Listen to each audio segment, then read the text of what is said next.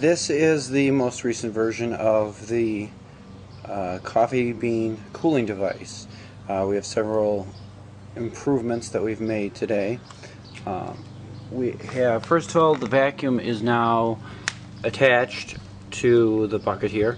So this is all in one setup now. The hose now has a modified port at which it enters into the bucket.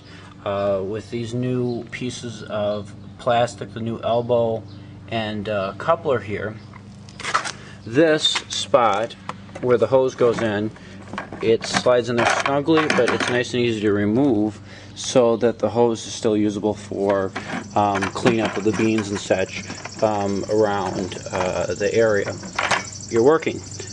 Then, if we look to the inside, the bowl actually, I'm jumping a step ahead here, but the bowl fits in here nice and snugly, thanks to a suggestion by one of the Home Roast List members to use some double-sided tape. We did exactly that along the rim.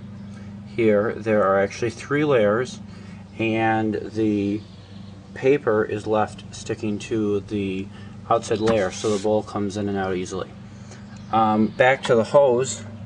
On the inside here we have a threaded metal piece of galvanized that comes in, and it actually, I have a stopper in here, but we didn't actually even end up using that because I made the hole just a little bit small and I was able to basically thread it right into the plastic bucket. So it has a very nice tight seal in there. So over here, this is where the vacuum is bolted to the bucket.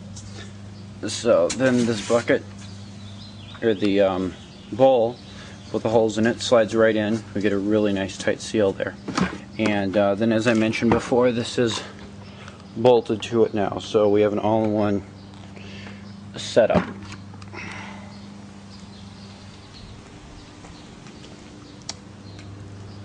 And our experience so far, our first batch we did last night on this was a 1.5 pounds.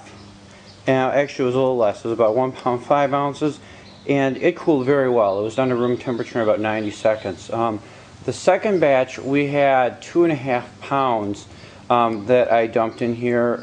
It was just rolling, just out of first crack, and 2.5 pounds. I dumped it in here with this on.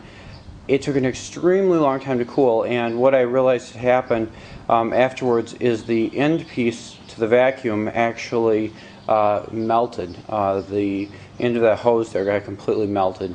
So hopefully with this improvement using the galvanized pipe in the bucket, we won't experience that problem again.